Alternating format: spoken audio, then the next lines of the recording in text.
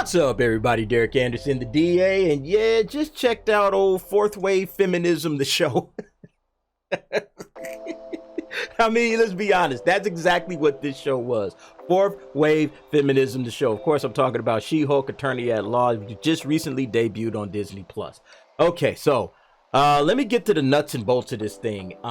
It's really just standard television, you know? It's standard TV, and it just has the shallowest writing possible. I mean, just super shallow, no story development in this first episode whatsoever, no character development of any kind, right? Other than just to say, hey, She-Hulk is marvelous and magnificent and she can do anything, don't worry about her.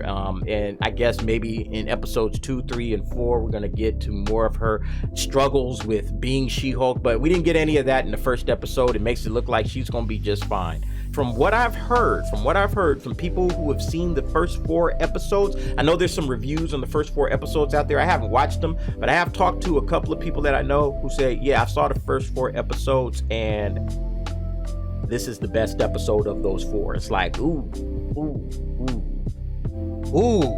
if this is the best that they had, this was their best episode out the chute.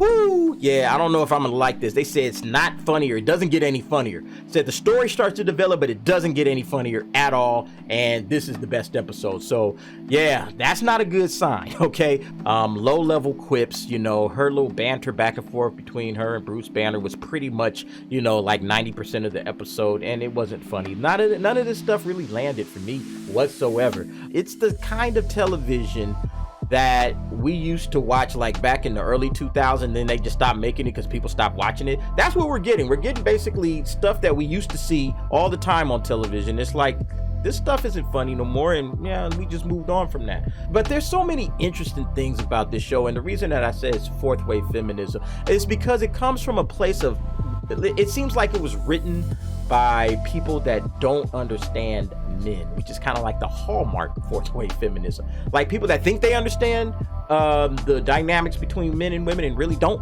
You know, I found this stuff interesting because like they literally played up every cliche in the book. You know, there's this one speech in the middle of the episode where she's saying, you know, I know how to control my anger because I deal with incompetent men telling me my job and my area of expertise. And it's like everybody deals with that kind of stuff. Like literally everybody deals with incompetent people who may or may not be above them or side by side with them, telling them how to do their job. Like that's just like the hallmark of being a human being, you know, and especially in 2022, you're always dealing with people like that, you know. So that's like not something really to kind of pat yourself on the back on and say, oh, you know, I know how to control my anger because I'm a human being and I deal with regular stuff where normal people deal with all the time.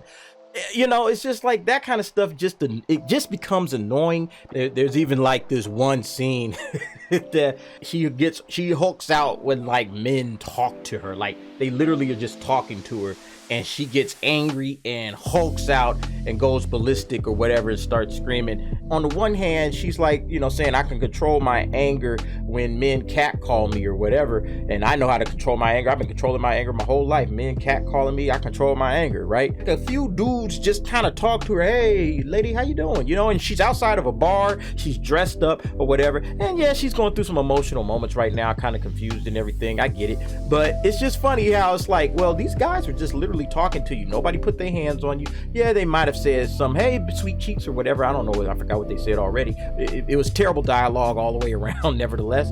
But still, it was like, oh, what happened to the control of the anger thing when men are whistling at you or talking to you or catcalling you? And yeah, you hulked out.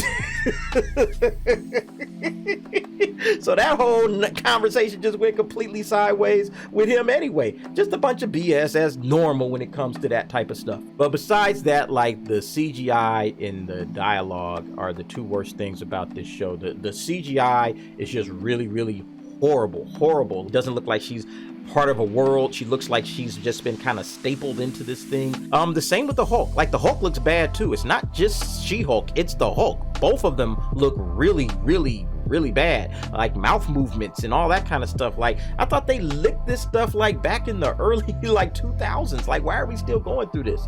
And then of course the dialogue itself, like I said, a lot of these quips just don't land. It's not funny. None of this stuff is funny. I don't know who wrote this, but they, again, and this is something I find myself saying a lot, you guys need to go through the script about 5 more times. Whatever you thought you had at the very end, you need to get that out to a script doctor and let them work on that thing, because these scripts that Marvel and it's Marvel, really, it's a lot of other shows too, but especially Marvel, they really need to work on their scripting, because these scripts are absolutely dreadful. It's hard to sit here and listen to these dialogue. Who came up with this stuff? And the Hulk, oh my god, like the Hulk is worse than ever. Like this is like probably the worst that I've seen the Hulk, you know, like, and you know, he's just a dreadfully boring, dull character. He is not interesting whatsoever. And then even with Mark Ruffalo just playing Bruce Banner, like Mark Ruffalo don't even seem like he's interested. Like, do you even want to be here, Mark? You know, because you can go home. Just terrible acting. The acting from his part. Now I will give the lead some credit. I think her name is Tatiana Maslany.